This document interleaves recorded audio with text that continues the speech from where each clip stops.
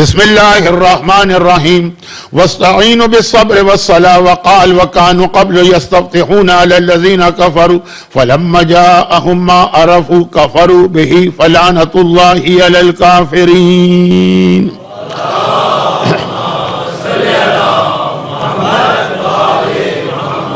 1448 ہجری 1448 ہجرہ کے ایام اضحیٰ کے اس دوسرے عشرے میں، جسے ہم لوگ کراچی میں عشرہ سجادیہ کہتے ہیں، چوتھے امام کی سیرت کے مختلف پہلو آپ کے سامنے بیان کیے جائیں گے اور کیے جا رہے ہیں، لیکن شروع کی 2-3 مجالس میں آپ کو اندازہ ہوا ہوگا کہ کچھ تمہیدی باتوں کی وجہ سے براہ راست امام معصوم کے حالات پر بات نہیں ہو سکی. وہ انشاءاللہ آج شروع ہوگی. لیکن اب یہ اعلان سن کر کہ آج کی مجلس کا اہتمام جامعۃ المنتظر کی جانب سے کیا گیا ہے، اس لفظ منتظر نے میرے موضوع کو ذرا سا ٹائم سے پہلے، یہ جو بات میں آج کی مجلس میں اب جو میں بات کہنے والا ہوں، یہ میری ایک پوری مجلس ہوتی اس عشرے کی، کیونکہ میں اکثر یہ کہتا ہوں کہ پورے 13 معصومین میں اگر آپ دیکھیے 13 معصومین، تو سب سے زیادہ جس کے حالات زمانے کے امام کے حالات سے مشابہ ہیں، سملر ہیں، ایک جیسے لگ رہے ہیں، وہ چوتھے امام ہیں. ہر امام معصوم کی زندگی کا کوئی نہ کوئی پہلو زمانے کے امام میں موجود ہے. چنانچہ ہمارے یہاں جو بہت ہی مشہور ایک درود توسی ہے، اس کے اندر جو امام زمانہ کا تعارف ہے، بلکہ بعض علماء نے تو یہ کہا ہے، مجھے اس کی تصدیق نہیں ہو سکی، لیکن بعض علماء نے کہا ہے کہ یہ تو حدیث ہے ہمارے 10ویں امام علی النقی علیہ افضل الصلاۃ والسلام کہ ہوا صاحب الدعوت النبویہ والصولۃ الحیدریہ والعصمت الفاطمیہ والعلم الحسنیہ والشجاعت الحسینیہ والصبر السجادیہ وآثار الباقریہ ومعاصر الجعفریہ وعلوم الکاظمیہ وحجج الرضویہ والجود التقویہ والنقاط النقویہ والحیبت العسکریہ والغیبت الالہیہ القائم بالحق. تو ہر معصوم کی زندگی کا ایک نہ ایک پہلو، یہ تعارف، یہ انٹروڈکشن جو ابھی آپ کے سامنے عربی میں پڑھا گیا، یہ زمانے کے امام کے بارے میں ہے. اور اس کا پہلا لفظ بھی بہت اہم ہے، کیونکہ اب آپ کہیں گے کہ مولانا تو ہر تقریر میں بس اعلان کیے جا رہے ہیں، موضوع پہ نہیں آ رہے ہیں. یہ پہلا لفظ جو ہے وہ بھی میری ایک پوری مجلس ہے کہ ہوا صاحب الدعوت النبویہ، وہ نبی کی طرح لوگوں کو دین کی دعوت دینے والا ہوگا. لیکن یہ بات بہرحال آگے آئے گی. ابھی فی الحال بات یہ ہے کہ ہر امام، ہر معصوم، امام بھی نہیں کہا میں نے، 13 معصوم، ان کی زندگی کا کوئی نہ کوئی اہم ترین حصہ زمانے کے امام میں موجود ہے. لیکن حالات کے اعتبار سے سب سے زیادہ جو مشابہت ہے، مطابقت ہے، وہ زمانے کے امام اور چوتھے امام میں ہے. اس لیے عشرہ سجادیہ کی ایک مجلس میں اسی عنوان کو لے کے آگے بڑھتا ہوں، اور تھوڑی سی بات آج ہوگی، تھوڑی سی بات بعد میں ہوگی. لیکن شروع میں ایک جملہ ایسا کہہ دوں کہ وہاں بھی مجھے وہی کہنا پڑے گا کہ تفصیل بعد میں آئے گی، اور وہ یہ کہ ہمارے یہاں یہ ہمارے اسٹیٹ سیکریٹری صاحب نے 2 دن پہلے بھی اشعار پڑھے، آج بھی اشعار پڑھے، تو کچھ ان کے اشعار، کچھ جامعۃ المنتظر کا نام، اس اعتبار سے یہ شروع کی 3-4 باتیں آپ کو ذرا سی ترتیب کے خلاف لگ رہی ہوں گی، لیکن ان 2 وجوہات کی بنا پر. اور وہ یہ ہے کہ ہمارے یہاں جو سلسلہ ہے ائمہ طاہرین کا، اس کے اندر 2 امام اس دنیا میں جب آتے ہیں تو ایک نظام قدرت کے تحت شادی بھی ہوتی ہے، اس کے بعد ان کی والدہ تشریف لاتی ہیں، پھر شادی، اور اس کے بعد امام کا آنا. 2 معصوم ایسے کہ جن کی شادیاں اس دنیا سے جانے کے بعد بھی شہزادیہ کونین نے کروائی تھی. اچھا، امام حسن کی شادی بھی ان کی ماں نہیں کرا سکی، یتیم تھے بچے. امام حسین کی شادی بھی نہیں کرا سکی تھی. لیکن 2 معصوم ایسے کہ جن کی شادیاں امام نے کرائیں، شہزادی کونین نے کرائیں، اور اس کے نتیجے میں جو معصوم ہمارے سامنے آیا، ان کے حالات کی مشابہت بیان کر رہا ہوں. ایک تو دیکھیے، چوتھے امام کے والدہ جناب شہر بانو کا نکاح شہزادی کونین نے کروایا. کب؟ جب وہ اپنے باپ کے گھر میں ایران میں تھیں اور ان کا باپ کافر تھا اس وقت.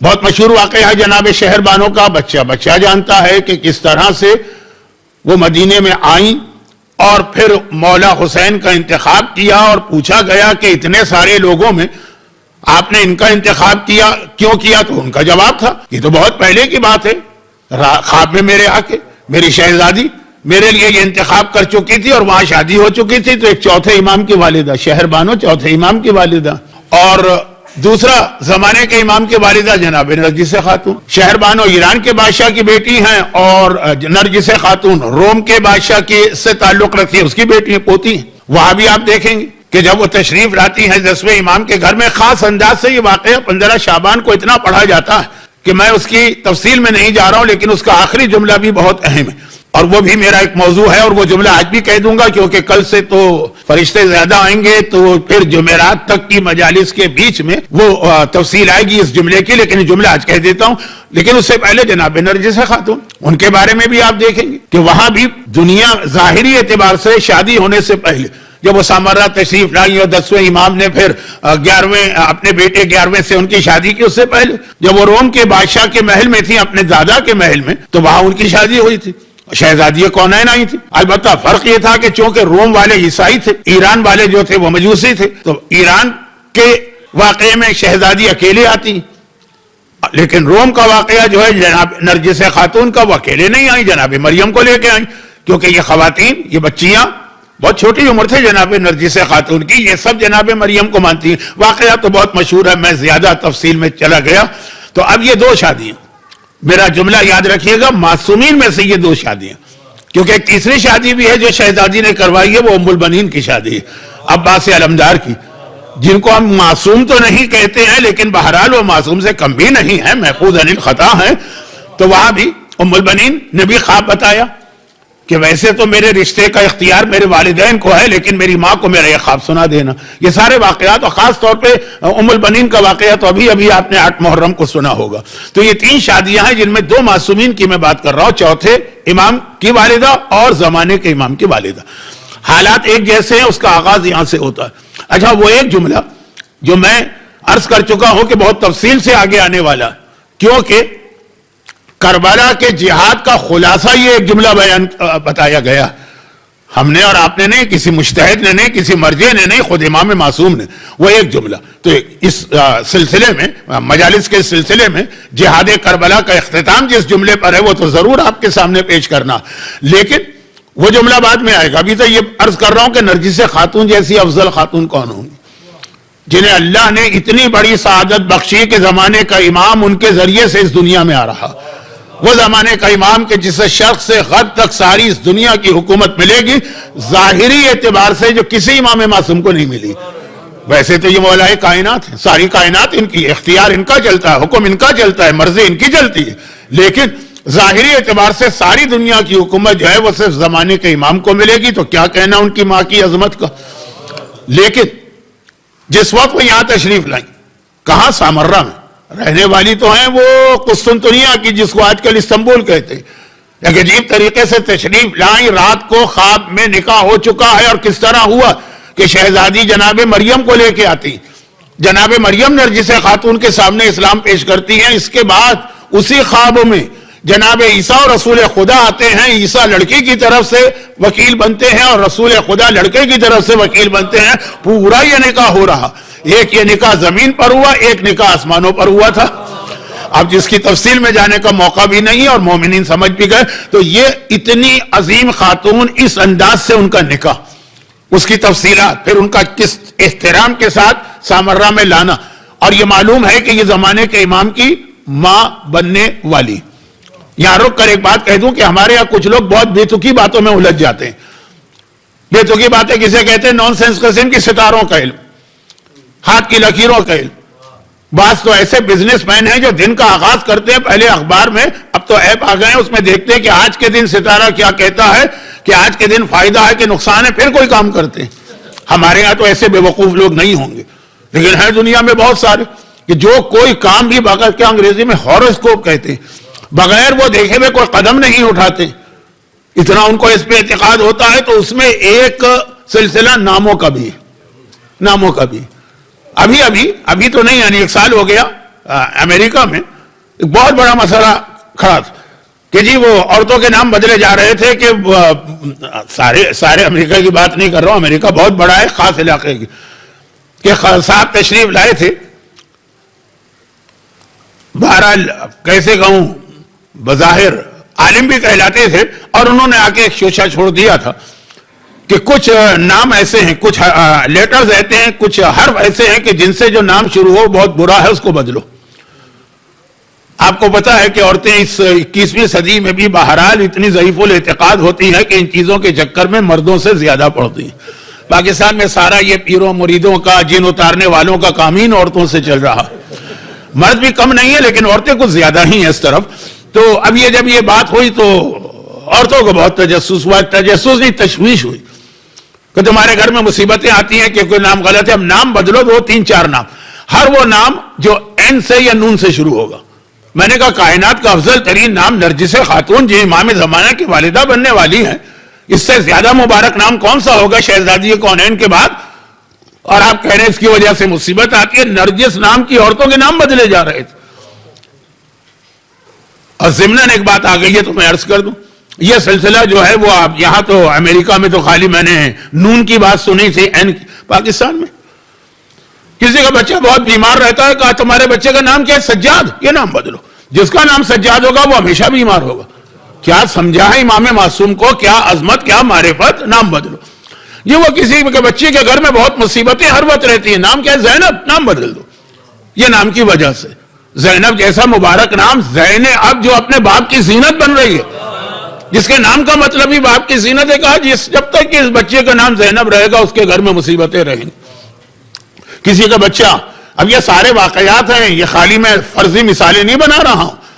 ہم لوگوں کے بعد لوگ آ کے واجبات کے مسئلے تو پوچھتے ہی نہیں، ہمارے ہاں تو ایسے ہی بے تک کے مسئلے پوچھے جاتے ہیں، کیوں نام بدلنا ہے تو یہ ہے۔ اب نام میں اب بچہ بہت ہائپر ہے، 3 4 سال کے بچے بعض اوقات بہت ہائپر ہوتے ہیں۔ کیا نام ہے؟ عباس۔ ہو عباس کا تو مطلب ہے کہ ہر وقت وہ غصے میں رہے گا اور غصہ اس کی ناک میں دھرا ہے، نعوذ باللہ۔ جناب عباس کو سمجھے ہی نہیں۔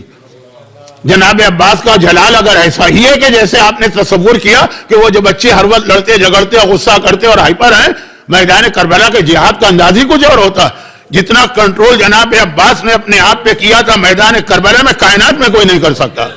آپ بتائیے کہ آپ کی آنکھوں کے سامنے سکینہ پیاس سے تڑپ رہی اور آپ کے پاس طاقت ہو، مجبوری کی بات الگ ہے نا، طاقت ہو آپ کے پاس پانی لانے کی اور دشمن کا مقابلہ کرنے کی، پھر بھی آپ اپنے آپ کو روکے، بہت مشکل ہے۔ آپ کے سامنے جناب عباس کی شہادت میدان کربلا کی آخری شہادت، بیفور علی اصغر۔ گرچہ وہ ایک اختلافی مسئلہ ہے لیکن ایسے اختلافی مسائل کو میں زیادہ بتاتا نہیں ہوں جب تک کہ کوئی اہم نقطہ سمجھانے کے لیے ضرورت نہ پڑ جائے۔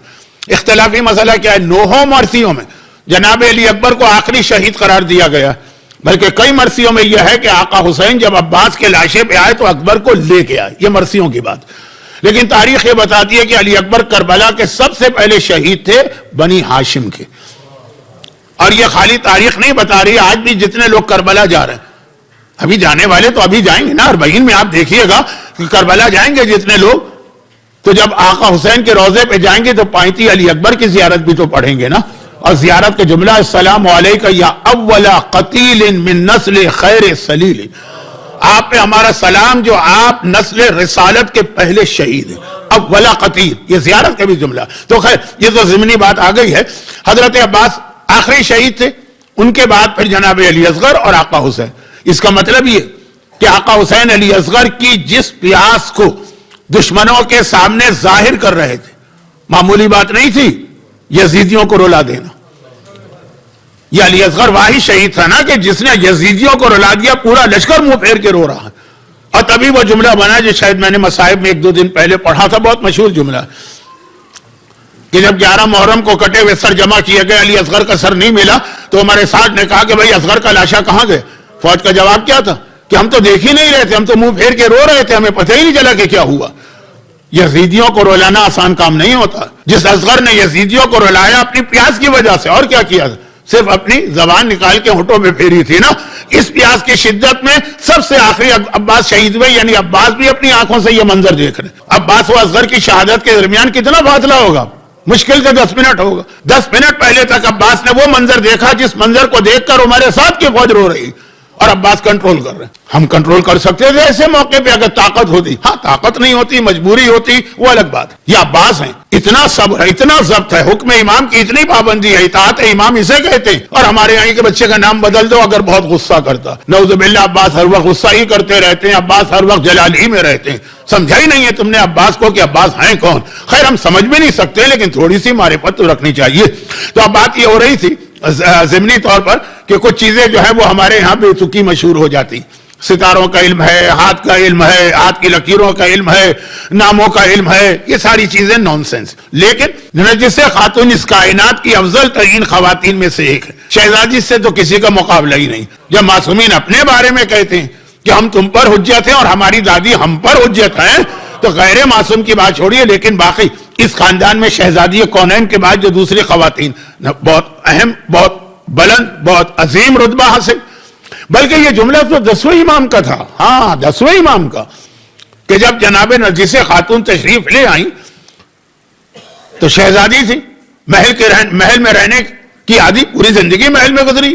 10ویں امام کا اتنا سا گھر, شاید آپ کو یاد ہو میں نے پہلی مجلس میں عرض کیا تھا, اصل میں وہ گھر بھی قید خانہ تھا, ہاؤس اریسٹ. ایک کمرے کا چھوٹا سا مکان امام کا قید خانہ بنا کے متوکل عباسی نے رکھا تھا, مختصر سا, محل میں رہنے والی. اور اتنے عالیشان محل, آج بھی آپ جائیے بیزنٹین امپائر کے جو محل استنبول کے اندر ہے, واقعاً آج بھی انسان دیکھے تو حیران ہو جائے, اس میں رہنے والے ایک چھوٹے سے مکان. 10ویں امام نے اسلام مجبوری سے, زبردستی, بائی فورس کسی سے دین پہ عمل نہیں کرواتا. اب نرجس خاتون یہاں آ گئی ہیں, مجبور ہو گئی ہیں ایک طرح سے, ظاہری اعتبار نہیں. 10ویں امام نے آپشن دیا کہ نہیں دیا؟ باوجود میری کوشش کے کہ یہ مشہور واقعہ آپ کے سامنے میں نہ بیان کروں, اس کے کچھ جملے آ گئے, لیکن وہی جو آپ کے لیے کوئی پیغام, خالی تاریخ نہیں پڑھ رہا ہوں. تو یہ ہے کہ نہیں کہ 10ویں امام نے آپشن دیا. کب آپشن دیا؟ جبکہ یہ نکاح ہو چکا, یہ طے ہو چکا ہے کہ 11ویں کی بیوی بنے گی, یہ طے ہو چکا ہے کہ 12ویں کی ماں بنے گی. لیکن پھر بھی جو ظاہری اعتبار سے تھا, 10ویں نے کہا بیٹی تم اسلام کے دائرے میں داخل ہو گئی, عیسائیت سے نکل گئی, تمہیں ان سے نجات دلانا ہماری ذمہ داری تھی, اب تم یہاں آ گئی, لیکن تمہیں اختیار دیا جاتا ہے, چاہے تو تم آزاد ہو کے اسلامی دنیا میں کہیں چلی جاؤ. مختصر سا چھوٹا سا گھر ہے, تکلیف دہ گھر ہے, قید خانے والا گھر. دیکھیے اب تو سامرہ کے اندر بہت زیادہ نئی تعمیرات ہوئی ہیں, روزے بھی, وہ جو بم کا دھماکہ ہوا اس کے بعد دوبارہ بنائے گئے, لیکن خاص طور پر ان لوگوں سے میں بات کر رہا ہوں جو 15 سال سے پہلے کبھی زیارت پہ گئے. اس مجمع میں ایسے لوگ ہیں جو 70s میں زیارت پہ گئے ہوں گے, 80s میں گئے ہوں گے, 90s میں گئے ہوں گے. صدام کے زمانے میں بھی زیارت کا سلسلہ تو تھا, باہر سے آنے والوں کے لیے بڑی پابندیوں میں, بڑی جکڑ میں, بس کو دروازے بند کیے جاتے ہیں, پولیس ساتھ میں چلتی ہے, جہاں وہ کہیں وہاں رکیے, زیارت کی جائے, لیکن تھا سلسلہ, قافلے جا رہے تھے. اس وقت سامرہ میں سب سے زیادہ مشکل جو زیارت تھی وہ اس غار کی تھی, سرداب مقدس, جہاں پہ امام زمانہ کی ولادت ہوئی تھی. وہاں اترنے کا راستہ وہ سیڑھیاں, جوان اور صحت مند آدمی بہت ڈرتے نیچے اترتا تھا, انتہائی تکلیف دہ اور انتہائی یعنی اتنی سلپری سیڑھیاں تھی کہ ہر وقت ڈر لگتا تھا کہ آدمی گر نہ جائے. اب تو ماشاءاللہ بہت رونقیں ہیں وہاں پہ, لیکن میں اس کی بات کر رہا ہوں. اس تہہ خانے کے اندر جسے عربی میں سرداب کہتے ہیں, وہاں پہ جناب نرجس خاتون نے ساری زندگی گزاری. کہاں سے آ کے؟ شاہی محل سے. کون سا شاہی محل؟ وہ رومن امپائر کا شاہی محل جو آج بھی دنیا میں ایک مثال ہے, وہاں سے یہاں پہ آئی. پیغام تو یہ دے رہی ہے کہ دین کی خاطر قربانی دینا پڑتی ہے. یہ مت سمجھو کہ تمہارے وہ عللے تللے بھی چلتے رہیں گے اور مرغن کھانے بھی چلتے رہیں گے اور اس کے حرام کی گاڑیاں بھی خریدی جاتی رہیں گی اور پھر بھی تم معصوم کو خوش کرو گے. خوشی اسے کہتے, اتنا بڑا دنیاوی اعتبار اتنا بڑا محل اور آرام چھوڑ کے اس چھوٹے سے ایسے تہہ خانے میں آئیں کہ آج سے 15 سال پہلے تک وہاں جانا مشکل تھا ہم لوگوں کے لیے. اور شہزادی اسے اردو میں کہتے ہیں, اردو میں محاورتاً کہا جاتا ہے, شہزادیاں زمین پہ قدم نہیں رکھتی.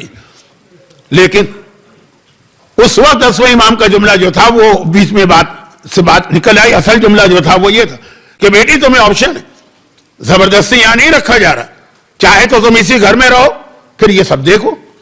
اور امام قید میں ہیں, امام قید میں ہیں, چاروں طرف سے گھیرے میں ہے وہ گھر. سوال یہ کہ نرجس خاتون پھر کیسے آ گئیں؟ امام کے گھر سے ملا ہوا گھر ان کی بہن نے خریدا تھا، حکیمہ خاتون. حکیمہ خاتون کے گھر سے امام کے گھر میں جانے کے لیے ایک چھوٹا سا دروازہ تھا. بہت سی جگہوں پہ ایسا ہوتا ہے کہ ایک محلے میں 6-7 مکانات بھائیوں کے، تو اب وہ بجائے اس کے کہ باہر سے آئیں، وہ اندر ہی اندر جو ہے دیوار میں ایک دروازہ بنا لیتے ہیں. وہاں سے آئی ہیں یہ، تاکہ دشمنوں کو بھی پتہ نہ چلے. یہ ایک بات تھی. اور دوسرا، باہر فوج کھڑی، باہر پولیس کھڑی، اتنی مشکلات میں وہ آ رہی ہیں. امام کہہ رہے تم دیکھ رہی ہو مشکلات، اب تمہاری مرضی، آزادی، اسی دروازے سے واپس کر کے تمہیں بھجوا دیا جائے گا جہاں تم جانا چاہو. کچھ جملے ایسے ہیں جو باوجود یہ کہ تاریخ میں لکھے ہیں لیکن میں نہیں پڑھ سکتا، حیا اور شرم آتی ہے کہ تذکرہ امام زمانہ کی والدہ کا. بس ذہن میں رکھیے کہ شہزادی تھی، یہاں سے نکل کے جائیں گی جہاں بھی جائیں گی. بس اب اس سے زیادہ نہیں کہہ رہا ہوں. تو خلاصہ یہ ہے کہ یا امام نے کہا آپشن، یا اسی گھر میں رہو. کہ مولا اگر میں اس گھر میں رہوں تو ابھی ظاہری اعتبار سے نکاح نہیں ہوا ہے، وہ تو خواب میں نکاح ہوا تھا، خواب کا نکاح بھی ہے، لیکن دنیاوی احکامات چلتے ہیں جب ظاہری اعتبار سے نکاح. تو 10ویں امام ابھی ان کے فادر ان لا قرار نہیں پائے ہیں، لیکن ابھی نہیں. مولا اگر میں یہیں رہوں تو مجھے کیا ملے گا؟ ہم لوگ بھی پہلا سوال یہی کرتے ہیں نا کہ ہم بھائی نماز پڑھ لیں گے ہمیں کیا ملے گا، حجاب کر لیں گے تو ہمیں کیا ملے گا، اگر میوزک کو چھوڑ دیں گے تو ہمیں کیا ملے گا. آج کل تو ہر ایک کی زبان پہ ہے کہ ہمیں ملے گا کیا اس کے بدلے میں. چنانچہ اگر کوئی آدمی زندگی میں کبھی نماز نہ پڑھے، مجھے بڑی خوشی ہوئی یہ دیکھ کر، اور واقعا میرے لیے زندگی کے نئے تجربات میں سے ایک تجربہ تھا اس بڑھاپے میں آنے کے بعد بھی، کہ کسی عزا خانے یا سینٹر یا امام باڑے میں یہ اعلان ہو کہ چونکہ مومنین کی کثیر تعداد نماز جماعت کا ثواب لینا چاہتی ہے، اس لیے مجلس کا وقت اس طرح سے کر دیا جائے کہ وہ مجلس بھی ان کو مل جائے اور نماز جماعت بھی مل جائے. کہاں ایسا ہوتا ہے کہ باقاعدہ جو مجلس کا پرانا وقت ہے جس میں بھی آنے والے مومنین تو آ ہی رہے تھے، ایسا بھی نہیں تھا کہ وہ مومنین نہیں آ پا رہے، وہ آ بھی رہے تھے، لیکن نماز کے احترام میں اور نماز کی وجہ سے مجلس کا وقت اتنا بڑھا دیا گیا، ڈیلے کر دیا گیا کہ نماز اور مجلس دونوں مل جائے. یہی سیرت سجاد. کائنات میں سجاد سے بڑا نمازی کوئی نہیں ہے، کائنات میں سجاد سے بڑا ماتمی کوئی نہیں.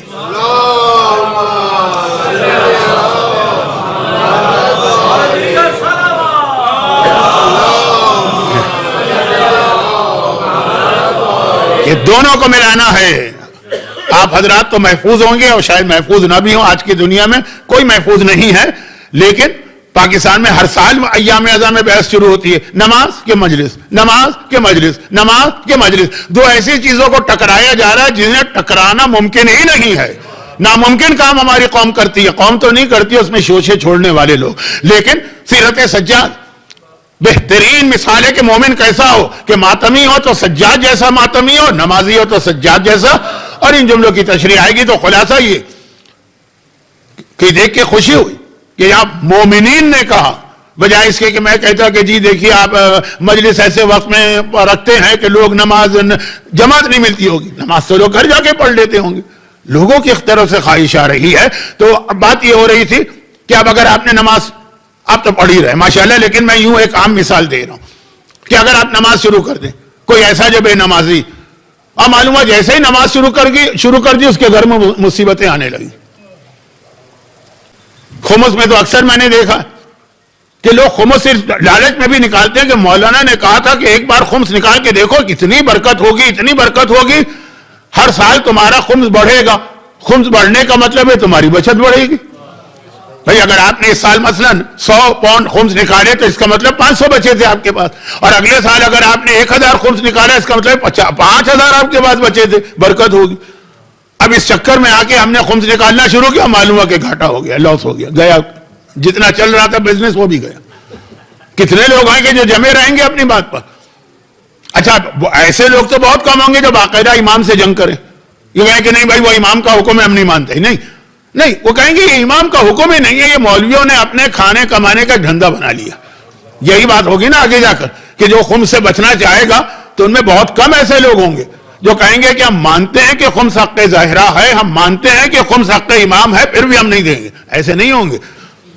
زیادہ تر لوگ کہیں گے خمس ہے ہی نہیں امام کی طرف سے، معاف کر کے گئے تھے، یہ مولویوں کو اپنا گھر چلانا تھا، وہ کام کاج تو کرتے نہیں ہیں، ان کو مکانات خریدنا ہے، ان کو گاڑیاں خریدنا ہے، ان کو آرام دہ زندگی گزارنا ہے۔ یہ جا کے کوئی بھی نہیں دیکھے گا کہ آج کتنے سال، 26 اور 8 34 سال ہو گئے آیت اللہ سیستانی جیسے مرجے کو، لیکن وہی پھٹی ہوئی ابا وہ بہنے ہوئے، یہ کوئی نہیں دیکھے گا۔ پروپیگنڈا تو اسی کو کہتے ہیں کہ بغیر دیکھے آدمی اس میں آ جاتا ہے۔ تو اب یہ خمس کی مثال تو میں نے اس لیے دی کہ خمس ایک بہت ہی واضح مثال ہے کہ لوگ خمس دیتے ہیں، اس وجہ سے بھی سب نہیں، اس وجہ سے بھی کہ برکت ہوگی بھی، لیکن ہو سکتا ہے شروع میں اللہ امتحان بھی لے۔ نماز، اب یہ نماز کے لیے بھی اللہ کا وعدہ ہے۔ اکثر لوگ مجھ سے کہتے ہیں کہ مولانا کو دعا بتائیے، آج کل بہت حالات خراب ہیں، بہت مالی پریشانیاں، جاب نہیں مل رہا، ڈھنگ کا نہیں مل رہا، بزنس نہیں چل پا رہا۔ قرآن کریم نے سورہ طٰہٰ کے آخر میں ایک فارمولہ دیا، دعائیں اپنی جگہ ہے، کوشش، لیکن فارمولہ من اعرض عن ذکری فإن له معیشۃ ضنکا، جو نماز سے منہ پھیرے گا ہم اس کی زندگی کو اس کے لیے انتہائی تنگ کر دیں گے۔ یہ قرآن کہہ رہا فإن له، ہم تو کلس تو نہیں ہے، اس کی زندگی تنگ ہو جائے گی، برکتیں نماز کی۔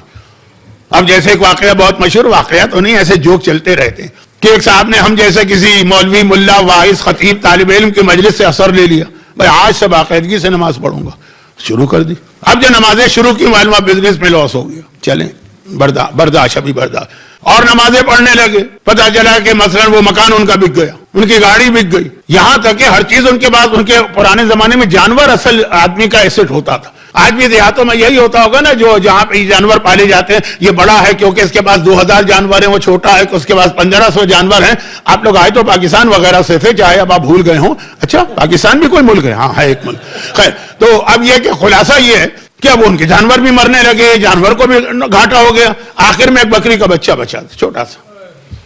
اب وہ پریشانی کے حال میں بیٹھے کہ میں نے نمازیں شروع کر دی، میرا لاس ہی ہو رہا ہے، بکری کا بچہ بولنے لگا، میں غصے میں آ گئے، خاموش ہو جا، تو 2 رکعت نماز کی بھی مار نہیں آئے، 2 رکعت پڑھوں گا تو دنیا سے چلا جائے گا۔ تو اب جب یہ تصور ہوتا کہ عبادت کے حوالے سے بھی تجارت، اللہ کا وعدہ ہے برکت دیں گے، لو آمن اہل القری واتقوا، اگر ایمان لاؤ تقوی اختیار کرو، لفتحنا علیہم برکات من السماء، ہم تمہارے لیے آسمان کی برکتوں کے دروازے کھول دیں گے، یہ اللہ کا وعدہ ہے۔ لیکن شروع میں تو ایک امتحان ہوتا۔ اب جب یہ ایک سوال ہوتا، اب یہ سوال اگر اچھی نیت سے ہو تو بہت بڑی عبادت ہے، بری نیت سے ہو تو سب سے بدترین عمل۔ ایک سوال سنی، 2 نے کیا، ایک کائنات کا بدترین انسانوں میں سے ایک، اور ایک کائنات کی افضل ترین خواتین میں سے ایک، سوال دونوں کا سملر تھا۔ ہاں، پھر جب جواب آیا تو جواب کے بعد دونوں کا طریقہ الگ ہو گیا۔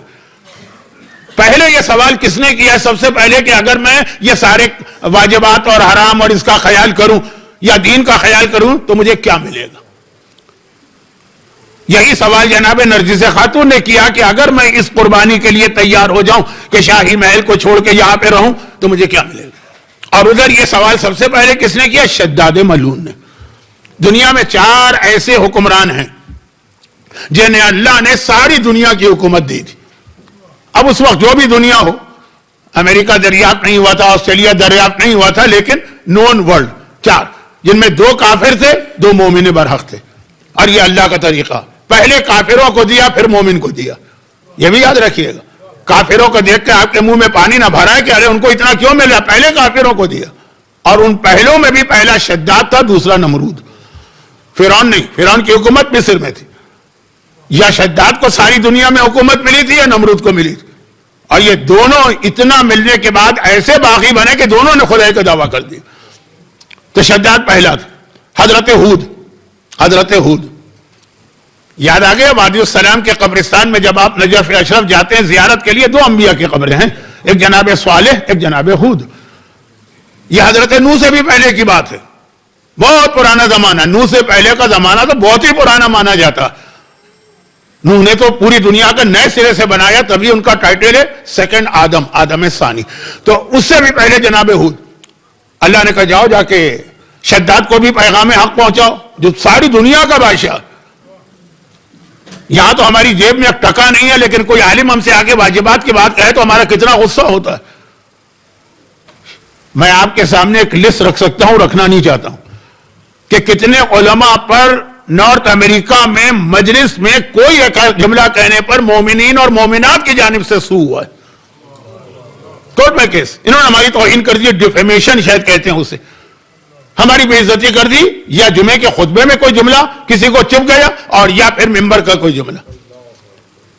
مجھے بھی ایک مرتبہ زندگی میں ایک ہی مرتبہ موقع ملا، میرے خلاف بھی لیگل نوٹس آیا تھا کسی بہت بڑے لائر کا، ایک خاتون نے بھجوایا تھا، کیونکہ حجاب کی بات کہی تھی، انہوں نے کہا یہ میری توہین ہو رہی. خیر تو خیر خلاصہ یہ ہے کہ مومن 12 امام کا ماننے والا، تھوڑا احترام بھی علماء کا کرنے والا، لیکن وہ ایک بات نہیں برداشت کر سکتا جو اپنے آپ کو خدا کہتا. جناب ہود نے جا کے تبلیغ کی، سن لیا اس نے، کہا اچھا میں آپ کی بات مانوں، ایک اللہ ہے اور سب کچھ ہے، مجھے ملے گا کیا؟ ملے گا کیا؟ یہ اس کا سوال ہے. جناب ہود نے بتایا کہ تجھے جنت ملے گی. اچھا جنت کسے کہتے ہیں؟ اور جنت کی تفصیل بتائی جناب ہود نے کہ جنت کسے کہتے ہیں. مشک و عنبر کی زمین ہوگی اور سونے اور چاندی کے ورق والے درخت ہوں گے اور بہت ساری حوریں ہوں گی اور ہیرے جواہرات کے بنے ہوئے محل ہوں گے اور بہترین پرندے ہوں، وہ ساری چیزیں. کہا اسے جنت کہتے ہیں؟ ایسی تو میں خود بنا سکتا ہوں. تو بھئی مجھے کیا ضرورت ہے؟ جو چیز میں خود بنا سکتا ہوں اس کے لیے میں کسی اور کے آگے اپنا سر کیوں جھکاؤں؟ اور خالی کہا نہیں، بنا بھی دی اس نے جنت. شداد کی جنت تو مشہور ہے، اور ایسی بنائی جنت کہ تاریخ اگر تعریف کرے، ہسٹری، تو کمال نہیں ہے. قرآن نے تعریف کی ہے، ارم ذات العماد التی لم یخلق مثلها فی البلاد. قرآن تعریف کر رہا ہے اس سورہ کے اندر جو سورہ امام حسین کہلاتا ہے. راوی سے امام پوچھتے ہیں نا کہ تم باقاعدگی سے نماز تو پڑھ رہے ہو، کبھی تم نے ہمارے دادا کا سورہ پڑھا ہے نماز میں؟ مولا یہ کون سا سورہ ہے؟ قرآن کریم کے 114 سورے تو ہمیں زبانی یاد ہے، نام ان کے. کہا کہ نہیں، کئی سوروں کے کئی نام ہیں. سورہ والفجر ولیال عشر والشفع والوتر، اس سورہ کی آخری آیت ہے یا ایتھا النفس المطمئنہ، اس کی آخری. تو خیر اس میں یہ آیت آئی، ارم ذات العماد. آج بھی شداد کی جنت کو ارم کہتے ہیں. شداد نے اس کا نام رکھا تھا ارم. ارم شداد کی بنائی ہوئی جنت. قرآن کہتا ہے التی لم یخلق مثلها، اس جیسی کوئی چیز نہیں بنائی گئی فی البلاد، دنیا کے کسی شہر میں. قرآن تعریف کر رہا کہ ہاں واقعاً دنیاوی اعتبار سے دیکھو تو ایسی نہیں، وہ بنا لی اس نے. ہاں وہ الگ بات ہے کہ پھر وہ کس طرح مارا گیا، وہ بہت دلچسپ واقعہ ہے، لیکن دلچسپ بھی ہے اور سبق آموز بھی ہے شداد کا واقعہ، لیکن وہ بعد میں کسی موقع پر. تو شداد نے کہا مجھے کیا ملے گا؟ کہا جنت ملے گی. کہا کہ جنت تو میں خود بنا سکتا ہوں، تو مجھے کیا ضرورت ہے کسی غیر کے سامنے سر جھک. یہ سوال شداد کا اپنی جگہ صحیح تھا، لیکن اس کے بعد اس کا جو رد عمل اور ری ایکشن تھا وہ کفر کی جانب گیا. جناب نرجس خاتون نے سیم سوال کیا، مولا اگر میں اسی گھر میں رہوں اور یہ ساری تکالیف برداشت کروں تو مجھے کیا ملے گا؟ کہا تجھے کائنات کی سب سے بڑی نعمت ملے گی کہ اللہ تیرے ذریعے اس بیٹے کو دنیا میں لائے گا جو شرق و غرب کا مالک بھی ہوگا، تمام انبیاء کے خون کا انتقام لینے والا بھی ہوگا، ہمارے خاندان پہ ڈھائے جانے والے سارے مظالم کا انتقام لینے والا بھی ہوگا، میری دادی فاطمہ زہرا کے دل کو خوش کرنے کا سبب بنے گا. کہا مولا مجھے یہی چاہیے. نرجس خاتون نے کہا مولا مجھے یہی چاہیے. نہیں چاہیے مجھے شاہی محل، نہیں چاہیے مجھے سونے اور چاندی کے زیورات، نہیں چاہیے مجھے عالیشان ریشم اور حریر و دیبا کے لباس. مجھے یہی چاہیے کہ شہزادی مجھ سے خوش ہو جائیں، اہل بیت مجھ سے خوش ہو جائیں، اللہ مجھ سے راضی ہو جائے. ایک ہی سوال شداد نے بھی کیا، وہی سوال نرجس خاتون نے بھی کیا. جب جواب آیا تو جواب جو ایسا آیا کہ شداد کفر کی طرف چلا گیا، نرجس خاتون ایمان کے اعلیٰ ترین درجے میں فائز ہو گئی. اب جناب نرجس خاتون کا اتنا تعارف میں نے کیا تھا ایک جملے کی وجہ سے. یہ جملہ زیارت اربعین کے ایک جملے سے ملائیے گا. آپ کیا ملائیں گے؟ آپ تو خیر بہت زیادہ مجلسیں سنیں، میں ملاؤں گا آگے چل کر. جیسے جیسے سجادیہ کی آخری مجلسیں آئیں گی ہمارا موضوع اربعین کی جانب بڑھے گا. تو خیر ابھی تو وہ جملہ سن لیجئے جسے میں ملاؤں گا آگے چل کر زیارت اربعین کے ایک بہت اہم جملے سے. امام نے کیا فرمایا؟ ٹھیک ہے تم نے اپنی مرضی سے اپنی خوشی سے قبول کیا، زبردستی نہیں کی گئی، بائی فورس تمہیں یہاں نہیں رکھا گیا. یہ نہیں کہا گیا کہ ہم تمہیں وہاں سے آزاد کرا کے لائے ہیں تو اب ہمارا احسان مانو اور ہمارے ساتھ ہی رہو. ایسی کوئی بات نہیں. کل کی مجلس کہ اگر کسی کے ساتھ نیکی اور احسان کرو کبھی جتاؤ بھی نہیں. پورے میدان کربلا کے پورے عاشورے کے واقعے میں ایک بچے کی زبان پر بھی ایک جملہ نہیں آیا. کون سا جملہ؟ پیاس کی فریاد کی وہ فطرت. یہ کسی نے نہیں کہا کہ جب لشکر یزید پیاسا تھا اور تو ہم نے پانی پلایا تھا، ہم نے تم پر احسان کیا، تم ہم کو پانی نہیں دے رہے. احسان کسی نے نہیں جتایا، چاہے حسین کے فوج کا چھوٹے سے چھوٹا بچہ کیوں نہ ہو. یہ حسینی جو ہم کو پیغام دے رہے ہیں، احسان کرو اور بھول جاؤ. لیکن یہ بات جو تھی جناب نرجس خاتون کو ایک طرح سے میسج دیا گیا کہ تمہارے ساتھ ایک نیکی کی گئی لیکن اس کی وجہ سے تمہیں مجبور نہیں کیا جا رہا. ایک جملہ کہا جاتا ہے، اس پر اب بحث تو ہے اس جملے پر، کیونکہ بعض علماء کا اس میں ایک اختلاف ہے. آپ کبھی میرے جملوں سے کنفیوز ہو جاتے ہوں گے، کیونکہ واقعہ میرے ذہن میں ہوتا ہے، وہ میں آپ کو بتاتا نہیں، اس کا نتیجہ بتاتا ہوں. جناب بلال حبشی کو مکے میں بڑے مظالم کا سامنا کرنا پڑا. کتنا ٹارچر ہوا بلال حبشی پر. پھر بلال حبشی کو آزاد کیا گیا. کہا جاتا ہے کہ ان کو آزاد کیا ایک ایسے شخص نے جس نے بعد میں شہزادی کونین کے حق کو غصب دیا.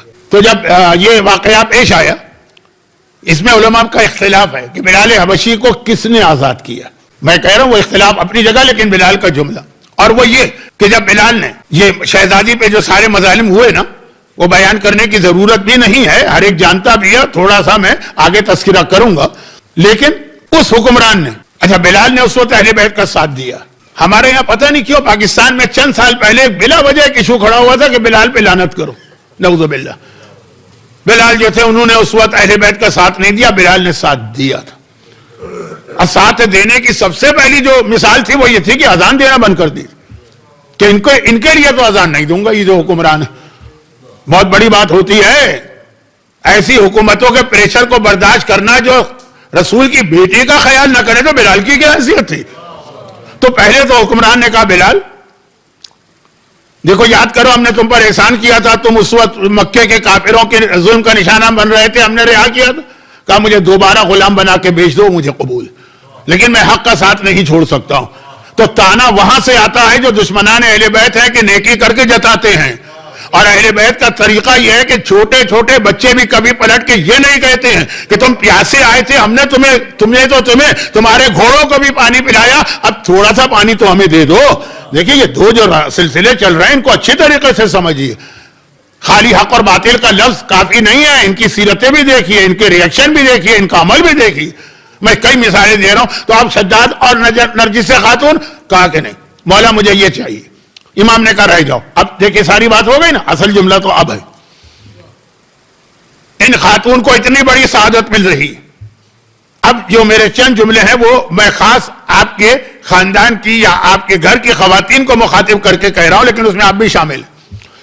اور وہ یہ ہے کہ اب خوشی سے رہیں اور اس پیغام کے ملنے کے بعد رہیں کہ میرے ذریعے سے زمانے کا امام اس دنیا میں آئے گا، وہ زمانے کا امام جس کا انتظار اہل بیت اس طرح کر رہے کہ دعائے ندبہ کے جملے پڑھ لیجئے گا. آئینہ آئینہ کہہ کے جو یاد کیا جا رہا ہے، دنیا کا حکمران بنے گا. وہ ساری ایک ماں اپنی اولاد کے حوالے سے کیا کیا توقعات کر سکتی ہے، وہ ساری توقعات پوری ہو رہی. لیکن امام نے کیا کہا؟ ابھی بھی دنیاوی اعتبار سے، ظاہری اعتبار سے نکاح نہیں ہوگا، جو ہو چکا ہے خواب میں، لیکن ظاہری اعتبار سے ابھی بھی نہیں ہوگا. کچھ ٹائم تمہیں، اب یہ میرے جملے ہیں، مفہوم امام کا ایک ٹریننگ دینا. اپنی بہن کو بلایا حکیمہ خاتون. خاندان اہل بیت میں خواتین کا ایک بہت اہم سلسلہ ہے، اور جیسا کہ میں نے پہلی مجلس میں کہا سجادیہ میں عورتوں کے رول کو میں ذرا زیادہ ہائی لائٹ کروں گا، کیونکہ 11 محرم سے تو قافلہ امامت سجاد کی ہے، لیکن قیادت زینب کبریٰ کے ہاتھ میں ہے نا. تو خواتین، جناب زینب کا رول ہر ایک کو معلوم ہے، پھر بھی کچھ باتیں دہرانا ضروری. اس کے علاوہ بھی بہت اہم خواتین گزری. ام حمیدہ کا رول کتنے لوگوں کو معلوم؟ کتنا اہم ان کا رول تھا، کتنے لوگوں کو معلوم؟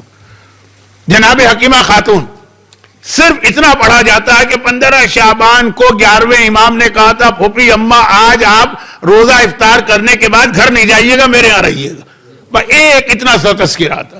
کتنا اہم رول ہے ان کا. اور سب سے زیادہ اہم رول جو ہے زینب کبریٰ کے علاوہ وہ جناب حدیثہ خاتون کا. کیا رول ہے جناب حدیثہ خاتون کا؟ کتنی ان کی اہمیت تھی خاندان اہل بیت میں اس وقت. غیبت صغریٰ امام زمانہ کی حدیثہ خاتون. کئی جگہ تو لوگوں کو بتانا پڑتا ہے یہ تھی کون، رول تو بعد میں آئے گا، یہ تھی کون. اب آج کل چونکہ کچھ نام मासूमीन की माओं के लोग अपनी बच्चियों को रखने लगे हैं, सबीका है, सुमाना है, हुदैसा है, तो इस हवाले से तो कुछ तारुफ हो गया, लेकिन कितना अहम रोल। तो हकीमा खातून ने ही हुदैसा खातून का तारुफ दुनिया से कराया था।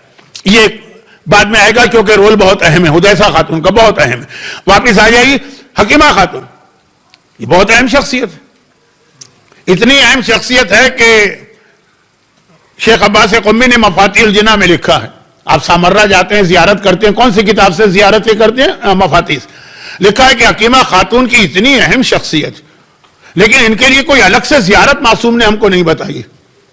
तो इसलिए इनके रुतबे को देखते हुए जो जियारत मासूमा क़ुम के लिए बताई गई है वही इनके लिए पढ़ा करो, क्योंकि इनका रुतबा उनके जैसा है। मासूमा क़ुम करीमा अहले बैत, जिनकी जियारत करने वाले को 8वें इमाम ने जन्नत की बशारत दी है, उनकी अजमत।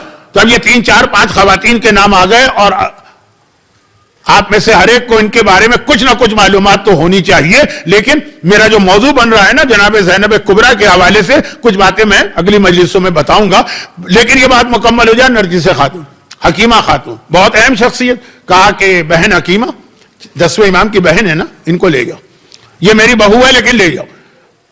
ले जाके फिर इसे, ये जुमला है, पहले इसे हराम और हलाल की जो तालीम है और मसाइल है वो सब बता दो, सिखा दो, फिर ये मेरे घर में आके मेरे बेटे के साथ रहेगी। कुछ अल्फाज बड़े जरा तौहीन वाले लग रहे हैं कि मासूम की मां के बारे में ये जुमले में कह रहा हूं, बहुत डरते डरते कह रहा हूं, लेकिन बाकायदा तौर पे 10वें ने अपनी बहन से कहा जाके वाकये को देखिए। और मैंने जिंदगी में 15 शाबान के इतने जश्न सुने हैं और इतने जश्न पढ़े, पूरा वाकया भी पढ़ा जाता है, नरगिस खातून का आखिरी जुमला छोड़ दिया जाता है, जबकि बहुत अहम जुमला है कि नरगिस जैसी अफजल खातून के लिए भी, जो इमाम ज़माना की मां बनने वाली है, 10वें ने खास कहा कि पहले, क्योंकि ये तो आई है रोमन एम्पायर से, कहा पहले से ही दीन के मसले सिखाओ। और लोग बाज़ औक़ात कह देते अच्छा ये हलाल हराम के मसले इतने अहम हो गए। बल्कि आज भी मैं कोई पोस्ट पढ़ रहा था फेसबुक पर कि ये हलाल हराम के मसले इतने अहम हो गए कि मुहर्रम की मजालिस में आप मिंबर पे लोगों का टाइम ज़ाया कर रहे हैं। ये मेरे लिए नहीं था, ये मुझको शामिल करके उन तमाम उलमा, खुतबा, जाकिरीन और स्पीकर्स के लिए था जो कभी हराम हलाल की बात छेड़ देते। लेकिन ये सारी बात कहीं के कहीं चली गई, मुंतजर तो रह ही गया ना, नहीं रह गया। अब ये जनाब नरगिस खातून के जरिए से वो इमाम इस दुनिया में आया। ये वाकया मैंने जरा ज्यादा तफसील में चला गया क्योंकि ये असल मेरा मौजू है, औरतों का रोल, औरतों की जिम्मेदारी, औरतों के सिवाय बनाव सिंगार के कुछ और भी काम करना चाहिए, उसके अंदर ये जो दीन का मसला है, आगे तफसील आएगी। अब आइए चौथे इमाम और इमाम ज़माना को सिमिलर में कह रहा था, तो पहले ही नुक्ता आज मैंने बताया कि दोनों की माओं के हालात देख लीजिए, एक जैसे हालात मिलेंगे, एक जैसे वाकयात मिलेंगे। बस उस जमाने में दुनिया की सबसे बड़ी 2 ताकतें थी। जो बुजुर्ग हैं यहाँ पे हैं, अच्छे खासे हैं, उनको याद होगा कि उनकी जवानी में दुनिया में 2 सुपर पावर कहलाती थी, एक अमेरिका और एक रूस, 2 ताकतें। तो इसी तरह रसूलुल्लाह के जमाने में भी ये 2 ताकतें थी, ईरान और रोम, पर्शियन एम्पायर, रोमन एम्पायर। एक की शहजादी चौथे इमाम की मां बनी, एक की शहजादी जमाने के इमाम की मां बनी।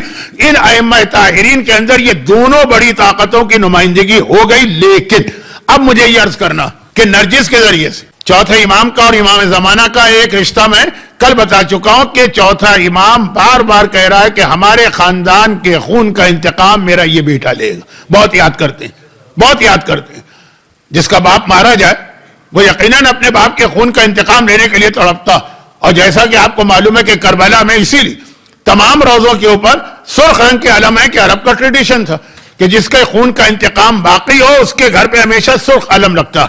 ये सुर्ख अलम को बदल के सब्ज अलम इमाम ज़माना करेंगे, तो सबसे ज्यादा इंतजार चौथे इमाम को था, इमाम ज़माना का। लेकिन अब बात हो कि जब इमाम दुनिया में आ गए तो उनका एक लक़ब ऐसा है जो 2 हैं, एक लक़ब ऐसा है जो 2 हैं, जिनमें से एक वो लक़ब है कि जो जामिअतुल मुंतज़र का है, जिनके ज़ेर एहतिमाम आपकी आज की मजलिस हो रही।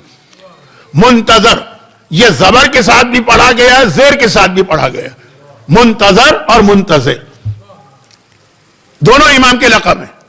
ऐसा नहीं है कि दोनों तरह से पढ़ा गया, उलमा में इख्तिलाफ है कि असल ये है कि असल वो, दोनों सही है। मुंतज़र भी सही है, मुंतज़िर भी सही है, और दोनों में एक पैगाम है, जिनमें मुंतज़र का पैगाम खुशखबरी लाता है, मुंतज़िर का पैगाम डरा देता है। منتظر کا مطلب کیا ہے؟ جس کا دنیا انتظار کر رہی، انتظار ہے دنیا کو. کیوں؟ اشرقت الارض بنور ربہا، اس دن کا انتظار کرو جب یہ ساری زمین تمہارے رب کے نور سے جگمگا اٹھے. وَنُرِيدُ أَن نَّمُنَّ عَلَى الْأَرْضِ الَّذِينَ اسْتُضْعِفُوا، اے دنیا میں کمزور لوگوں بشارت ہو، ہماری ایک حجت ہے جو آئے گی اور ظالموں کا خاتمہ کرے گی. خوشخبری، بڑے سے بڑا ظلم ہو جائے، لاشیں گر جائیں، گردنیں کٹ جائیں، ہمارے شہر کے شہر جلا دیے جائیں، کتنے اس مجمع میں ایسے لوگ ہوں گے جو دشمنان اہل بیت سے ہجرت کر کے یہاں پہ آئے ہوں گے کہ نہ جان محفوظ، نہ عزت محفوظ، نہ مال محفوظ، نہ اولاد محفوظ، نہ بزنس محفوظ. یہ ساری کہانی ہمارے ملک کی بھی ہے، اور جہاں جہاں مومنین ہے سب جگہ کی یہی کہانی. اس وقت ہمیں سہارا کون دیتا ہے؟ لفظ منتظر. کرو جس کا انتظار ہو رہا ہے. کیوں انتظار ہو رہا ہے؟ تاکہ وہ آ کے دنیا سے ظلم کا خاتمہ کرے، ان سارے ظالموں کا خاتمہ کرے. اور کتنا اچھا وقت ہوگا، دعائے ندبہ کے آخری جملے وہ یہی تو ہے نا. راحت و آرام کے ساتھ ہم لوگ بیٹھے ہوں گے. یہ ہے پہلا لقب، وہی ہمارے یہاں زیادہ مشہور بھی ہے، وہی جامعہ کا نام بھی ہے. اور دوسرا لقب ہے، اسی لفظ کے نیچے زیر لگا دیں. کل میں نے جملہ کہا تھا کہ زیر اور زبر ایک خالی چھوٹی سی لکیر جسے انگریزی میں ڈیش ہوتا ہے، ڈیش. یہ ڈیش لفظ کے اوپر لگائیں، لفظ کے نیچے لگائیں، معنی بدل جاتے ہیں. کل میں سمجھا رہا تھا، اور اس کی وجہ سے مراجع کا کام کئی جگہوں پہ بڑا مشکل ہو گیا، کیونکہ یہ زیر اور زبر اسلام میں لگائے حجاج ابن یوسف جیسے ظالم اور ملعون نے. تو کئی جگہ غلط لگائے گئے جان بوجھ کے معنی بدلنے کے لیے. لفظ نہیں بدلا، قرآن میں کوئی کمی نہیں ہے. قرآن کے اندر جو رسول اللہ کے بعد زیر و زبر تھے اس سے قرآن کو زیر و زبر کر دیا. وہ چھوڑ دیجئے، بات لمبی ہے. تو منتظر زیر کے ساتھ ہے، اور یہ بھی صحیح.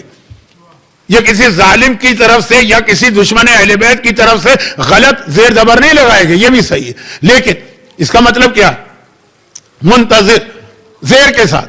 اس کا لقب ہے جو خود انتظار کر رہا. ایک دنیا انتظار کر رہی ہے اس امام کا، وہ ہے منتظر. اور ایک ہے خود امام انتظار کر رہے ہیں زیر کے ساتھ. اس کا مطلب خود امام انتظار کر رہے ہیں کہ اللہ مجھے کب حکم دیتا ہے کہ میں ظاہر ہو جاؤں. امام انتظار کرے، خالی انتظار نہیں کر رہے ہیں. سورہ نمل کی آیت، سورہ نمل کی آیت، امن یجیب المضطر اذا دعاہ. مستر کس کا ٹائٹل ہے؟ امام زمانہ کا. بھئی دعائے ندبہ پڑھتے ہیں نا ہر جمعے کو، اس میں یہی ہے نا، عین المستر عین المستر. ارے وہ مستر کہاں ہے؟ وہ مستر کہاں ہے جس کا قرآن میں ذکر ہوا؟ مستر امام زمانہ کا لقب ہے. قرآن کہہ رہا ہے امن یجیب المستر اذا دعا. کون ہے جو مستر کی دعا کا جواب دیتا؟ جواب بات کا مرحلہ ہے. اس کا مطلب ہے پہلے مستر دعا کر رہا ہے. امام زمانہ دعا کر رہے ہیں اپنے ظہور کی. ایک دعا آپ کرتے ہیں اللہم عجل لہ ظہور فرج، اور ایک دعا امام زمانہ کرتے ہیں کیا ہے؟ خدا مجھے جلدی سے ظاہر کر دے. دونوں ظہور کی دعائیں مانگ رہے ہیں. بلکہ محمد ابن عثمان ابن سعید احوازی، جن کا نام آ چکا ہے پہلی مجلس میں، حسین ابن رو سے پہلے والے نائب، جو بہت اہم نائب تھے، انہوں نے جو آخری بار امام زمانہ کو دیکھا، خانہ کعبہ کا پردہ پکڑ کر مقام مستجار پہ دیکھا، اور کیا کہتے ہوئے دیکھا کہ امام کعبے کا پردہ پکڑ کے دعا مانگ رہے ہیں. آپ جاتے ہیں آپ بھی دعائیں مانگتے ہیں، آپ بزنس کی دعا مانگتے ہوں گے، آپ اولاد کی دعا مانگتے ہوں گے، آپ بچیوں کی شادی کی دعا مانگتے ہوں گے، آپ صحت کی دعا مانگتے ہوں گے. سب مانگی، دینے والا دینے کو تیار ہے، خوش ہوتا ہے مانگنے میں، مانگی. امام کعبے کا پردہ پکڑ کر، نائب نے اپنی آنکھ سے دیکھا، کوئی خواب نہیں، کسی ایسے عالم کا واقعہ بھی نہیں ہے کہ 50-50 پتہ نہیں امام ہی کو دیکھا کہ نہیں، نائب حسین ابن روز سے پہلے والے. اور امام کہہ رہے ہیں کہ اے خدا انجز لی ما وعدتنی، مجھے جلدی سے ظاہر کر دے تاکہ میرے ذریعے سے اپنے وعدے کو تو پورا کرے، خون حسین کا انتقام. امام بھی دعا کر رہے ہیں. مگر میں نے ایک جملہ کہا تھا نا، جب آپ زبر کے ساتھ امام کا نام لے تو خوشخبری، مظلوموں کے لیے خوشخبری ہے کہ خوش ہو جاؤ، ظالموں سے انتقام لینے والا آ رہا. لیکن جب زیر کے ساتھ آپ پڑھیں گے منتظر، اور یہ بھی پڑھیں آپ، تو ہماری ذمہ داری، امام دعا کر رہے ہیں کہ مجھے اللہ ظاہر کر دے. اچھا امام کی دعا کبھی ٹھکرائی جا سکتی ہے؟ نعوذ باللہ نہیں، ڈیلے بھی نہیں ہو سکتا ہے. لیکن پھر ظہور کی دعا کر رہے ہیں اور پھر بھی امام ظاہر نہیں ہو رہے، کیوں؟ اب یہاں پہ ایک حدیث پڑھ رہا ہوں، وقت بہت گزر گیا ہے، چنانچہ اختتامی مرحلے پہ پہنچا. باقی باتیں انشاءاللہ کل ہوگی. جامعۃ المنتظر کی وجہ سے میں اپنے پیغام پہ رہا، میں جامعہ کی طرف نہیں گیا ہوں، میں اس لفظ منتظر اور منتظر اور چوتھے امام اور امام زمانہ پر رہا ہوں. لیکن بس یہ آخری بات، امام دعا کر رہے ہیں پھر اپنی دعا کو واپس لے رہے ہیں. یہ حدیث ہے. دعا کر رہے ہیں یہ قرآن ہے. امن یجیب المضطر اذا دعا، اب پھر اپنی دعا واپس لے رہے ہیں. دعا کرتے ہیں پھر واپس لیتے ہیں. اب بار بار دعا کرتے ہیں واپس کیوں لیتے ہیں؟ ہاں وہ جو 2 دن میرا موضوع چلا، جب دیکھتے ہیں کہ میرے چاہنے والے ماننے والے میرے نام پہ جان دے دینے والے تیار نہیں بیٹھے ہیں. ابھی جان دے دیں گے حجاب نہیں کریں گے، جان دے دیں گے خمس نہیں نکالیں گے، جان دے دیں گے نوجوان لیکن اپنے لیے یہ میوزک اور انٹرٹینمنٹ اس کو نہیں چھوڑیں گے. جان دے دیں گے اور جانتا ہوں میں واقعا ایسا جذبہ کہ جان دے دیں گے. لیکن اگر کہا جائے کہ یہ جو باقی چیزیں ہیں یہ نہیں ہوتی. اب امام جب یہ حالت دیکھتے ہیں جو میں نے 2 دن ایک بات کی نا اسی کو بس بہت جلدی سے سمیٹ رہا ہوں. ابھی تو انشاءاللہ زندگی رہی اور صحت رہی تو 6 دن اور آپ کی خدمت کرنا 6-7 دن اور باتیں آئیں گی اسی سے ریلیٹڈ. جب دیکھتے ہیں ابھی تیار نہیں، کیا مطلب اس کا؟ تیار نہیں کا کیا مطلب؟ تیار نہیں کا یہ مطلب ہے کہ امام کہتے ہیں خدا بندہ میں تو اس لیے ظاہر ہونا چاہتا ہوں کہ وہ جو کربلا اور انبیاء کا انتقام ہے وہ چھوڑیے کا مطلب وہ تو ہے، لیکن اپنے چاہنے والوں کی مدد کروں، انہیں ظالموں سے بچاؤں. لیکن یہ تو اس وقت ایسی حالت میں بیٹھے ہیں کہ اگر میں اس وقت ظاہر ہو گیا تو پہلی تلوار تو مجھے انہی کے خلاف چلانا پڑے گی. یہ ہے سورہ بقرہ کی آیت 89 جس کی میں مسلسل تلاوت کر رہا ہوں آج 4تھے دن. کہ امام جب یہ حالت دیکھتے کہ یہ تو ابھی تیار نہیں ہے، میں آؤں گا تو پہلی تلوار. اچھا یہ حدیثیں نہیں آپ نے سنی کہ جب امام آئیں گے تو پہلی جنگ اپنی ہی فوج سے کریں گے، وہی امام کے خلاف ہو جائیں گے. کیوں؟ تیار نہیں. ظاہری تیاری تو چھوڑیں، مینٹلی بھی تیار نہیں ہے کہ امام آ کے ہمیں کس طرح اس وقت بننا. اب آئیے آیت کا ترجمہ سن لیجئے، باقی باتیں کل ہوں گی، اس لیے کہ جس مقصد کے لیے مجلس کا وقت ذرا سا ڈیلے کیا گیا تاکہ آپ کو نماز مل جائے اس میں تاخیر نہ ہو. آیت کا ترجمہ سنیے، بالکل جو میں نے ابھی جملے کہے نا بعین ہی آیت اسی کے بارے میں. وَقَانُوا سورہ بقرہ سورہ نمبر 2 آیت نمبر 89. کانوا قبل یستفتحون علی الذین کفروا. اے حبیب ایک ایسا گروہ پر گروہ ہے جو تیرے ظاہر ہونے سے پہلے تیرے لیے دعا کرتا تھا کہ تو جلدی ظاہر ہو جا. اور کیوں جلدی ظاہر ہو جا؟ انہیں خود کوئی فائدہ نہیں لینا ہے تجھ سے. ہم تو کہتے ہیں امام آ جائیں کچھ ہمیں اپنے فائدے بھی لینا ہے، راحت، آرام، پیس، سکون، امن، دشمنوں سے نجات. یہ جو لوگ قرآن جن کو بتا رہے ہیں ان کی یہ دعا نہیں ہے. یستفتحون علی الذین کفروا، وہ تیرے ظہور کی دعا کر رہے ہیں تاکہ کفر کا خاتمہ ہو جائے. فلما جاءہم ما عرفوا، اور جب وہ آ گیا جس کے لیے دعا کر رہے ہیں اور اس کو یہ پہچان بھی گئے، کفروا بہ، انہوں نے ہی اس کا انکار کر دیا. یہی کافر بن گئے جو کافروں کے خلاف بلا رہے تھے رسول کو، وہی کافر بن گئے. فلعنت اللہ علی الکافرین، ایسے کافروں پہ اللہ کی لعنت. یہ رسول کی کہانی، رسول کون ہے؟ آخری رسول. یہ کہانی دہرائی جائے گی امام کے وقت. کون سا امام؟ آخری امام. یاد ہے نا میں نے کہا تھا کہ بہت اہم لقب ہے صاحب الدعوت النبویہ، وہ نبی کی طرح دعوت دینے والا. اس کو یہاں پہ ملانا تھا. اور بھی 1-2 باتیں ہیں، لیکن قرآن کہتا ہے کہ ایک ایسا گروہ ہے جو پہلے دعا کرتا ہے ظہور کی اور بعد میں یہی دعا کرنے والے دشمن بن جایا کرتے ہیں. اور اس کی ہمارے سامنے تاریخ رسالت میں بھی مثال ہے جو قرآن نے بتایا. جناب صفیہ کا واقعہ یاد ہے نا، واقعہ اور خواب. کل کوئی نہ پوچھ رہے کہ کون جناب صفیہ؟ رسول خدا کی بیوی.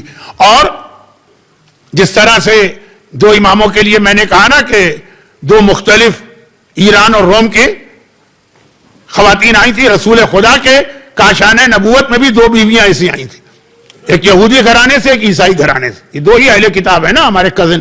لیکن اب بات مان ہی جا رہی ہے. بات یہ ہو رہی ہے کہ آخری رسول بلایا. قرآن کہہ رہا ہے، یہاں تو آپ کو اس میں کوئی ہسٹری بھی نہیں ہے کہ آپ کہیں پتہ نہیں ہسٹری تو غلط بھی لکھی جاتی ہے. قرآن کہہ رہا ہے بلایا، بلانے والوں نے مخالفت کی ایسی کہ اللہ نے لعنت بھیجی. ایک اور مثال بھی ہمارے پاس. ہم اور آپ جتنا زمانے کے امام کے لیے تڑپ رہے ہیں کوئی شک ہی نہیں. خلوص سے لوگ کہہ رہے ہیں، میں نے بار بار کہا کہ خلوص سے لوگ کہہ رہے ہیں، لیکن وہ تیاری نہیں. ہم سے زیادہ بظاہر لفظ بظاہر کو دیکھیے گا، کوفے والے تڑپ رہے تھے آقا حسین کو بلانے کے لیے. جو ہم تڑپ رہے ہیں نا، ہم سے زیادہ کوفے والے تڑپ رہے تھے. حسین نہیں آنا چاہتے مکے میں. مسلسل پیغام، قاصد، خط، اتنے خط آئے کہ بوریاں بھر گئی. آپ کو یاد ہے نا کہ عاشور کے دن جو وہ خطبہ جو میں نے پہلی مجلس میں اشارہ کیا تھا، تمہارے پیٹ حرام سے بھرے ہوئے، وہ والا جو خطبہ، حیات من الذلہ والا خطبہ، الموت اعلی من العار، مر جانا بہتر ہے ذلت سے. یہ والے خطبے کے بعد آقا نے نگاہ ڈالی لشکر عمر سعد پر. شبس ابن ربی نظر آیا جو علمدار تھا عمر سعد کے لشکر کا. ایک علمدار نہیں ہوتا ہے بلکہ 4 ہوتے ہیں، بلکہ 5 ہوتے ہیں، رائٹ، لیفٹ، آگے، پیچھے اور بیچ میں. اس میں سے ایک یہ تھا. یہ بھی عجیب بات ہے، یہ شبس ابن ربی کون ہے؟ جنگ صفین میں مولا نے اس کو علم دیا تھا. مولا کے جو 5 علمدار تھے ان میں سے ایک یہ تھا. مولا کے علی کا علمدار یزید کا علمدار بن گیا. یہ چینج، مجلس ایک الگ مجلس. لیکن خلاصہ یہ دیکھا، نام لیا شبس ابن ربی، تم میرے خلاف علم لے کے کھڑے ہو، تم نے کتنے خط لکھے. دوسرا نظر آیا، تیسرا جو بڑے بڑے سردار تھے، بڑے بڑے، سب نے انکار کر دیا، نہیں مولا ایسا کچھ نہیں، ہم نے کچھ نہیں، مولا نہیں کہا ایسا کچھ نہیں، ہم نے کوئی خط نہیں لکھا. تاریخ میں ہے کہ آقا نے کہا غلام سے جاؤ بوریاں لے کر آؤ. یعنی حسین یہ بوریاں اپنے ساتھ مکے سے کربلا تک لائے تھے. وہ بوریاں جو ان کے خطوں سے بھری ہوئی تھی، ایک ایک خط نہیں تھا، کتنے کتنے خط لکھے تھے ہر ایک نے، اور خط دکھا رہے ہیں، یہ تمہارا خط ہے، یہ تمہارا خط ہے، یہ تمہارا خط ہے. اور یہ تو بات میں نے کہہ دی اتنے بڑے ظالموں کے، لیکن پورا کوفہ اتنا زیادہ حسین کے لیے تڑپ رہا تھا کہ صبح کے وقت وہ روزانہ آ کے کھڑے ہو جاتے تھے کوفے کے دروازے پر. جیسے آپ میسج فلم میں دیکھیں، جب رسول خدا مدینے آنے والے تھے اس سے پہلے مدینے والوں کی حالت دکھائی نا کچھ سین، روزانہ آ کے کھڑے ہو جاتے ہیں. اب حسین آ رہے، اب حسین آ رہے، اب حسین، اتنا تڑپ رہے ہیں. یہاں تک کہ جب ہمارے ابن زیاد کو گورنر بن کے آیا تو چہرے پہ نقاب ڈال کے آئے تھے نا، اتنا تڑپ رہے کہ اسی کو حسین سمجھ لیے. مگر کل رات کے جو مصائب تھے اس کو رب دے کے آج مصائب مختصر ہو جائیں گے، کیونکہ نماز اور نوحہ اور ماتم سب کچھ ہے. لیکن بہرحال کوئی بات نہیں، مومن کو رلانے کے لیے تو 2 جملے کافی ہوتے ہیں. بلکہ معصوم کا جملہ ہے کہ رونا ابھی آئے تباہ کا رونے والے جیسی شکل ہی بنا دو، وہی تمہیں جنت میں لے جائے گی شکل. تو خیر خلاصہ یہ کہ اب یہ کوے والے اتنا تڑپ رہے ہیں، لیکن سب سے بڑا امتحان جو اہل بیت کو دینا پڑا وہ بھی انہی لوگوں میں دینا پڑا. یعنی سب سے بڑا ظلم بھی انہی لوگوں نے کیا. کل کے مصائب تھے نا، اکبر کی شہادت، قاسم کی شہادت، اصغر کی شہادت، عباس کی شہادت کو سب سے بڑی مصیبت نہیں مانا. کوفہ و شام کے بازار میں اپنے گھر والوں کا بے مخنا و چادر جانا. شام میں تو بعد میں گئے، پہلے تو کوفے میں آئے تھے نا. اتنا انتظار کرنے والے، اتنا تڑپنے والے، خط پہ خط بھیجنے والے، اور اتنا بدلے کہ سب سے بڑا ظلم ان لوگوں نے کیا. لیکن پورے کربلا کے واقعے میں آقا حسین نے کہیں معجزے نہیں دیکھا. ایک آج جو معجزہ تھا جناب سکینہ کے لیے شب عاشور کو جاری کیا، وہ صرف خیمے کے اندر کی بات ہے، لوگوں کے سامنے نہیں. لیکن ایک موقع ایسا ہے کہ جب آقا حسین نے بھرے مجمع میں معجزہ دکھایا. اور وہ کیا تھا؟ جب کٹے ہوئے سر نے نو کے نیزہ پر تلاوت قرآن شروع کر دی. یہ معمولی بات نہیں ہے. سارا مجمع ایک مرتبہ حیران ہو گیا، کٹا ہوا سر تلاوت کر رہا. لیکن میرا سوال تو آقا حسین سے ہے کہ آقا ذرا یہ تو بتا دیجئے کہ آپ نے تو کربلا کے پورے جہاد کو بغیر معجزے کے کرنا تھا، یہ معجزہ کیوں دکھایا؟ اور اگر آقا کہیں گے کہ ہاں اللہ نے مجھے اجازت دی تھی، کوئی ایک معجزہ دکھا سکتے ہو، تو مولا اگر واقعا نے ایک معجزے کی اجازت تھی تو اس وقت دکھاتے جب برچی اکبر کے سینے کی جانب جا رہی تھی. مولا اگر ایک معجزے کی اجازت تھی تو اس وقت دکھاتے جب وہ تیر مشق عباس کو چھید رہا تھا. مولا اگر ایک معجزے کی اجازت تھی تو اس وقت دکھاتے جب ہرمولا کا 3 بھال کا تیر اصغر کے گلے کی جانب چل رہا. تو اگر معجزہ دکھانا ہی تھا تو وہ موقع تھے، اس وقت کیوں دکھایا؟ حسین کا وہی جواب ہوگا جو سجاد نے کھل کے بتایا. حسین نے کہا وہ سارے مصائب برداشت ہیں، لیکن بازار کوفہ میں اپنی بہنوں کے سر پر نامحرم کی نگاہ یہ حسین جیسا غیرت مند برداشت نہیں کر رہا. اکبر کی شہادت برداشت، اصغر کا چھدا گلا برداشت، قاسم کے بدن کے ٹکڑے برداشت، مگر زینب کی بے پردگی برداشت نہیں. کٹے ہوئے سر نے اس لیے نو کے نیزہ پہ تلاوت کی کہ سارا مجمع یہ معجزہ دیکھ کر سمٹ کے ادھر آ جائے اور سیدانیاں نامحرموں کی نگاہ سے بچ جائیں. تو مولا آپ کی غیرت نے تو معجزے کے ذریعے سے زینب کو بچایا. تو جو میرا غیرت مند آقا عباس ہے اس پہ کیا گزر رہی تھی وہ ایک عجیب بات تھی. 11 محرم کا قافلہ چل رہا ہے. عمر سعد نے کہا کہ سارے شہیدوں کے سر کاٹو. سر کاٹے گئے. اصغر کا سر نہیں ملا, وہ مصائب میں اشارتاً بتا چکا ہوں. سارے سر کاٹے گئے. کہا اب یہ سر نوکے نیزہ پہ بلند کرو. ایک ایک سر لگایا جا رہا. یہ حسین کا سر لگا, یہ اکبر کا سر لگا, یہ قاسم کا کٹا سر بلند ہوا, یہ اون و محمد کے کٹے سر بلند ہوئے. مگر ایک سر ایسا تھا جسے جب بھی نوکے نیزہ پہ لگایا گیا وہ نوکے نیزہ سے زمین کربلا پہ گر گیا. 3 بار کوشش کی گئی, 3 بار, تینوں بار یہ زمین کربلا پہ گر گیا. میں نے پہلی مجلس میں عرض کیا تھا عمر سعد کو جلدی تھی کوفہ جانے کی انعام کے لیے. اس نے کہا کہ یہ تو بہت دیر ہو رہی ہے اے خولی, اب یہ سر اگر نوکے نیزہ پہ نہیں ٹھہر رہا تو اسے اپنے گھوڑے کی گردن میں باندھ لے. یہ کٹا سر خولی نے اپنے گھوڑے کی گردن میں باندھا. اب جب گھوڑا چلتا ہے اور دوڑتا ہے نا تو اپنا سر جھکا کے دوڑتا ہے. تو یہ کٹا سر جو اس کی گردن میں بندھا ہے پورے راستے زمین سے ٹکرا کے کوفے پہنچا. کسی نے آقا سجاد سے پوچھا تو مولا یہ کون سا سر تھا جو نوکے نیزہ پہ بھی بلند نہ ہوا, 3 بار گرا. آقا سجاد نے کہا یہ میرے چچا ابو الفضل عباس کا کٹا سر تھا. راوی نے تڑپ کے کہا تو مولا سب کے سر بلند ہو گئے, یہ سر زمین پہ کیوں گرا؟ اب سجاد کے رونے کی باری آ رہی ہے. آپ تو رو ہی رہے ہیں, یا رونے والے ایسی شکل تو بنائیے. لیکن اب سجاد کے رونے کی باری آ گئی. میرا مظلوم آقا سجاد روتا جاتا ہے اور کہتا جاتا ہے تجھے پتا نہیں میرا چچا کتنا غیرت مند تھا جس نے گھر کے صحن میں کبھی اپنی بہنوں کو کھلے سر نہ دیکھا. وہ نوکے نیزہ سے بازاروں اور درباروں میں زینب و کلثوم کے کھلے سر کو کیسے دیکھا. الا ولعنت اللہ علی اعدائہم اجمعین. پروردگارا میرے مظلوم آقا حسین کے اس امتحان کا واسطہ اور میرے غیرت مند آقا عباس کے اس امتحان کا واسطہ جو آج کی مجلس میں گریہ کر رہے ہیں یا گریہ کرنے والوں جیسی شکل بنا رہے ہیں, اس کے وسیلے سے انہیں دنیا آخرت کی ہر پریشانی سے محفوظ فرما اور اسی گریہ کو ان کا سہارا بنا کے جنت میں شہزادی کونین اور اہل بیت کے جوار سے ملحق فرما. خدا بندہ اس گریہ کا واسطہ صاحبان ایمان کی ساری حاجتیں پوری فرما, مرحومین کی مغفرت فرما. پروردگارہ بیماروں کو شفاء کاملہ عطا فرما.